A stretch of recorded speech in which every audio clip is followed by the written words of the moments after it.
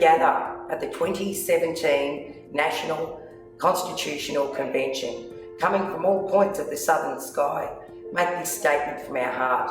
Our Aboriginal and Torres Strait Islander tribes were the first sovereign nations of the Australian continent and its adjacent islands, and possessed it under our own laws and customs. This our ancestors did according to the reckoning of our culture, from the creation according to the common law, time immemorial, and according to science more than 60,000 years ago. This sovereignty is a spiritual notion.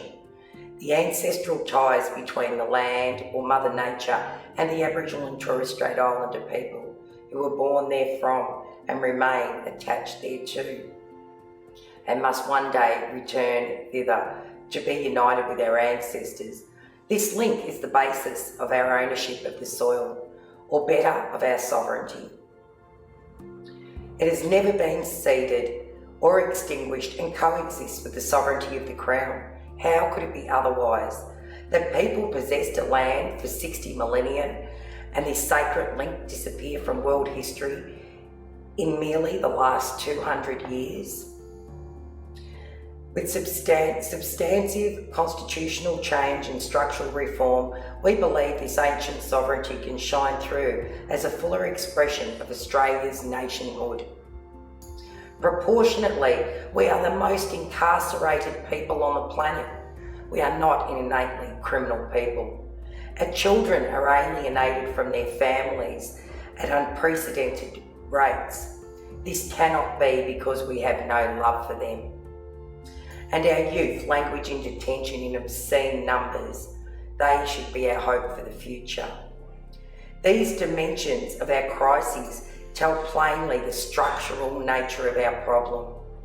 This is the torment of our powerlessness. We seek constitutional reform to empower our people to take a rightful place in our own country. When we have power over our destiny, our children will flourish.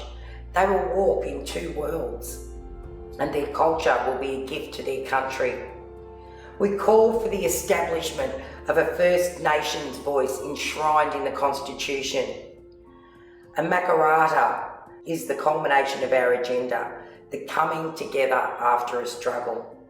It captures our aspirations for a fair and truthful relationship with the people of Australia and a better future for our children based on justice and self-determination. We seek a Makarrata Commission to supervise a process of agreement making between governments and First Nations and truth-telling about our history. In 1967 we were counted. In 2017 we seek to be heard. We leave base camp and start to trek across this vast country. We invite you to walk with us in a movement of the Australian people for a better future. We ask for truth-telling about our history, and we ask for a voice in Parliament. How can 60,000 years be wiped out by 200? It's impossible. These are the things that Australians need to come to terms with. And I hope that together with the treaty talks that are continuing today, that are now being finalised and hopefully will be in Parliament very, very soon, that Aboriginal people can really, for the first time, take our rightful place in this country and live up to the aspirations of Pope John Paul to find our rightful place. This can happen in our country. I hope that if it doesn't happen in my lifetime, that it does in my grandchildren's lifetime. That my grandchildren can be so proud that they live in a country with the longest continuous culture in the world. We've been here for so many thousands of years. We need to be recognised of that sovereignty.